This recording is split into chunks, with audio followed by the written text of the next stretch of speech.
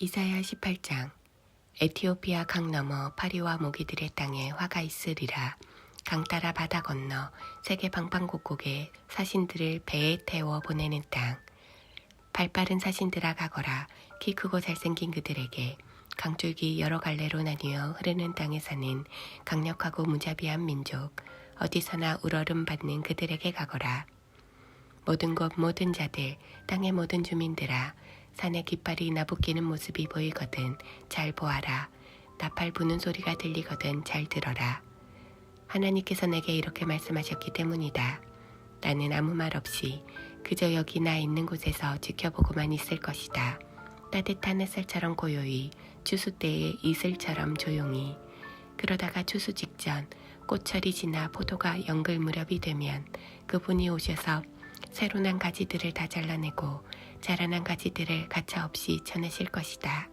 그것들 바닥에 버려져 새와 짐승들 꼴이 될 것이다. 새들이 먹고 여름을 지내고 짐승들이 먹고 겨울을 지내는 먹이가 될 것이다. 그때에 만군의 하나님께 곡물이 바쳐지리라. 키 크고 잘생긴 민족, 한때 어디서나 우러름 받던 그들, 강력하고 무자비하던 그들이 강줄기 여러 갈래로 나뉘어 흐르는 그 땅에서 시온산 하나님의 처소로 곡물을 가져올 것이다. 19장. 이집트에 대한 메시지다. 잘 보아라. 하나님이 빠른 구름을 타고서 이집트를 향해 가신다. 이집트의 신들, 그 우상들이 벌벌 떤다. 이집트 사람들이 공포에 질려 몸이 굳는다. 하나님께서 말씀하신다. 내가 이집트 사람들끼리 치고받으며 싸우게 하겠다. 형제들끼리 서로, 이웃들끼리 서로, 성읍과 성읍이, 나라와 나라가, 그곳은 무정부상태가 되고 대혼란과 사륙이 벌어질 것이다. 내가 이집트 사람들의 혼을 빼놓을 것이며 그들은 도무지 갈피를 잡지 못할 것이다. 그들이 답을 구하러 자기들의 신들, 그 우상들에게 달려갈 것이다. 응답이 절실한 그들, 혼령을 불러내는 의식을 거행할 것이다. 그러나 나는 이집트 사람들을 잔인하기 그지없는 폭군에게 넘겨 야비하고 무자비한 왕의 통치를 받게 할 것이다. 주 만군의 하나님의 포고다. 나일강이 말라버릴 것이다. 강바닥까지 햇볕에 바싹 말라붙을 것이다. 우나에는 물이 고여 썩은 냄새가 풍기고 나일강에 닿는 개울들도 모조리 말라버릴 것이다.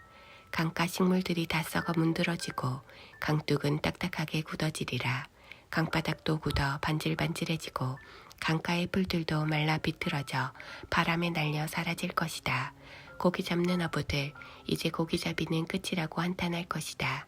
직물 짜는 자들, 일감이 떨어질 것이다. 아마포, 무명, 양털로 천을 짜는 모든 자들, 할 일 없어 빈둥거리며 풀이 죽어 지낼 것이다.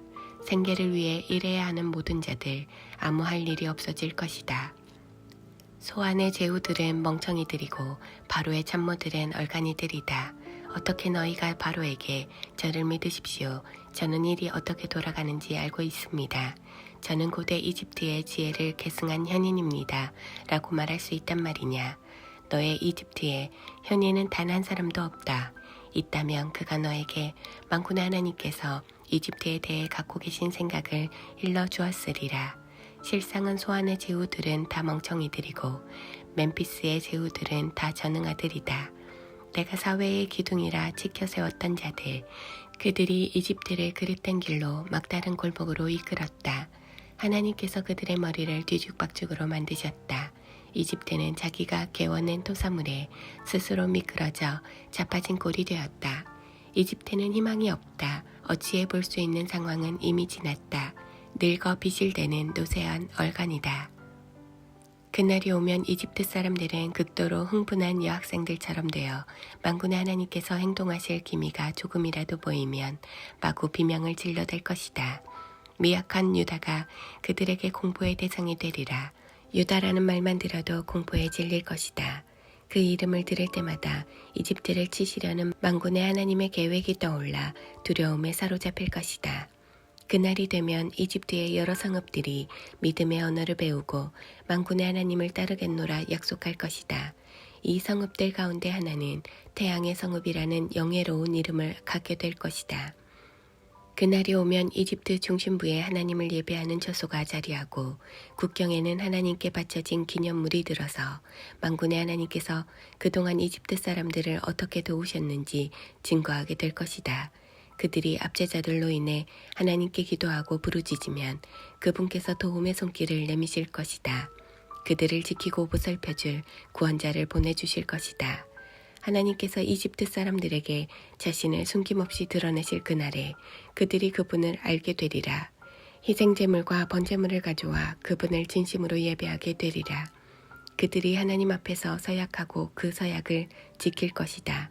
하나님께서 이집트에게 상처를 입히고 치시겠지만 그 후에는 고쳐주실 것이다.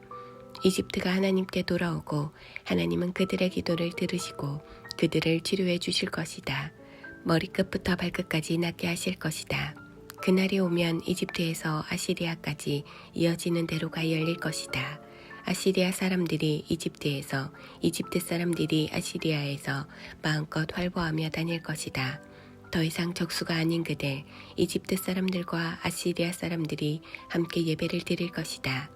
그날이 오면 이스라엘은 이집트와 아시리아와 어깨를 나란히 하고 세상의 중심에서 복을 함께 나눌 것이다.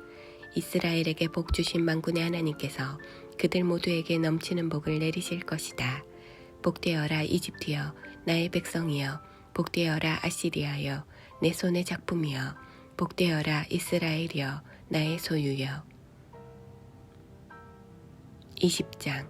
아시리아 왕 사르곤이 보낸 야전 사령관이 아스돗을 공격하여 점령했던 그해 하나님께서 아모스의 아들 이사야에게 말씀하셨다. 가서 내 옷과 신발을 벗어 던져라. 이사야는 그렇게 했고 알몸과 맨발로 다녔다. 그 후 하나님께서 말씀하셨다. 내 종 이사야는 이집트와 에티오피아에 대한 경고의 표징으로 3년 동안 알몸과 맨발로 다녔다.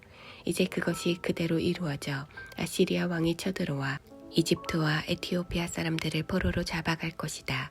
젊은이나 늙은이나 할 것 없이 모두 알몸과 맨발로 끌려가며 조롱거리가 될 것이다. 엉덩이를 드러낸 채 줄을 지어 끌려가는 이집트 사람들의 모습을 생각해 보아라. 에티오피아에 희망을 걸었던 자들, 이집트에게 도움을 기대했던 자들, 다 혼란에 빠질 것이다. 바닷가에 사는 자들은 이렇게 말하리라. 저들을 봐라. 알몸으로 맨발로 끌려가는 저 포로들을. 저들이 우리의 희망이라 여겼는데 우리를 아시리아 왕에게서 구해주리라 믿었는데 이제 우리는 어떻게 하지? 어떻게 여기서 빠져나가지?